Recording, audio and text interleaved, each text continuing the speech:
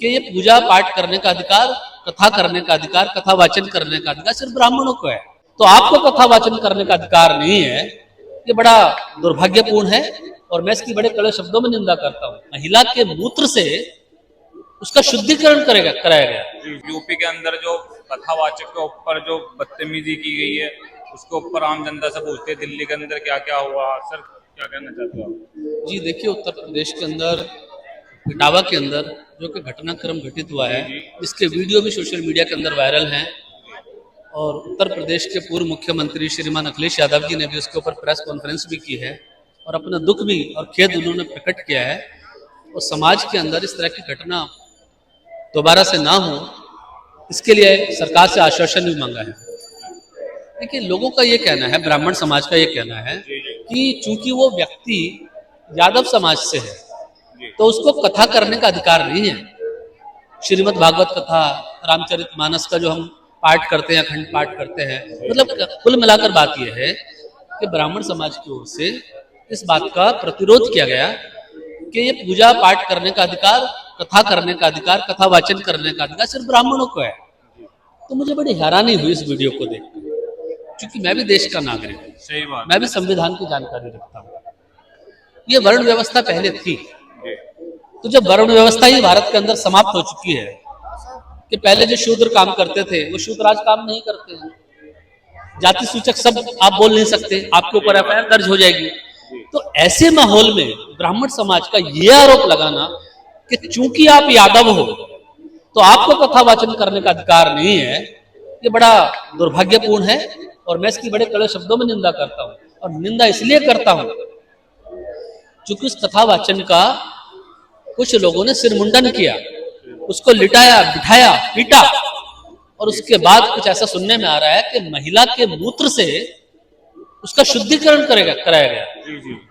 तो इस देश की जो सनातन संस्कृति है, जिसको हिंदुओं को अधिकार है तो उसको जीवित रखें, ये ब्राह्मणों को अधिकार नहीं है सनातन संस्कृति को जीवित रखने का। हिंदुस्तान की संस्कृति को जीवित रखने का हिंदुस्तानियों को अधिकार है, तो ये बात भूलनी नहीं चाहिए। और ब्राह्मणों का कब से एकाधिकार हो गया भाई पूजा पाठ करने का? मुझे संस्कृत के श्लोक आते हैं, मुझे गायत्री मंत्र आ सकते हैं, तो अपने घर में हवन पूजन कर सकता हूँ। मुझे आता है गायत्री मंत्र, मुझे आता है हनुमान चालीसा, तो मैं ब्राह्मण को थोड़ी बुलाऊंगा इसके लिए। सत्यनारायण भगवान की कथा हर महीने की पूर्णमासी को हम करते हैं, तो हम तो अपने घर में कर लेते हैं। हाँ ठीक है, कोई बहुत बड़ा अनुष्ठान है तो हम पंडित जी को श्रद्धा पूर्वक बुला लेते हैं, जो भी उनको दान दक्षिणा देनी होती है श्रद्धा पूर्वक अपने जो भी हमारा एक जो जितनी हमारी हैसियत है उसके अनुसार उनको विदा कर देते हैं पंडित जी को।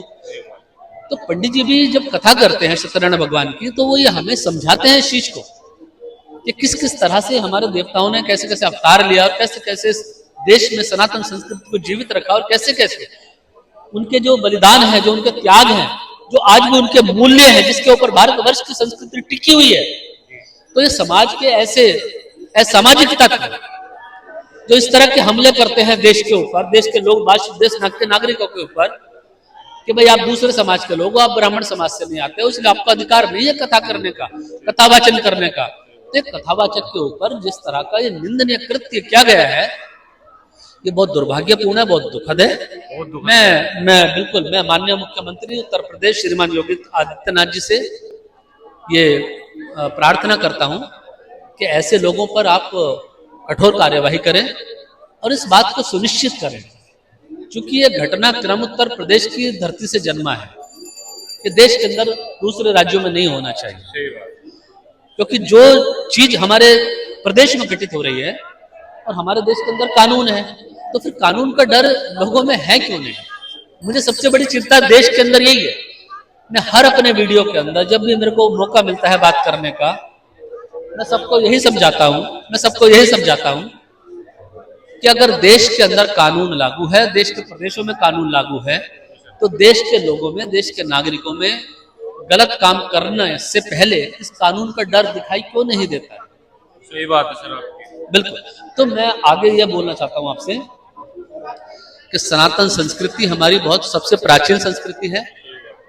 हिंदुस्तान की पहचान ही हमारी सनातन संस्कृति से है। हिंदुस्तान के अंदर जितने भी हमारे हिंदुस्तानी लोग हैं, जो भी हमारे भारतीय लोग हैं, जिनके पास भारतीय नागरिकता है, भारत के रहने वाले हैं, भारत के संविधान को मानने वाले हैं, भारत की संस्कृति में, भारत की आस्था में विचार करते हैं। देखिए, बाबा भीमराव साहब अम्बेडकर जी ने देश के 146 करोड़ लोग हैं, क्योंकि आज हमारी जनसंख्या लगभग 140 करोड़ हो चुकी है और हम विश्व की सबसे बड़ी जनसंख्या वाले देश बन चुके हैं। तो ऐसे में लोगों की जागरूक करने की आवश्यकता नहीं है, क्योंकि बाबा भीमराव साहब अम्बेडकर जी ने जो संविधान में हमें हमारे मौलिक अधिकार दिए हैं, उसमें हमारे जीने का अधिकार, हमारे रहने का अधिकार, हमारे खान पीन का अधिकार, हमारी शिक्षा का अधिकार, हमारे स्वास्थ्य का अधिकार, हमारे बोलने का अधिकार और हमारे पूजा पद्धति के अधिकार को सुरक्षित किया है। सही बात है। तो अगर संविधान के अंदर इतनी बातें लिखी हैं, उसके बाद भी कुछ दुष्ट लोग इस तरह के कृत्य करते हैं, तो सरकार की जिम्मेवारी है कि उनको कठोर से कठोर दंड दिया जाए।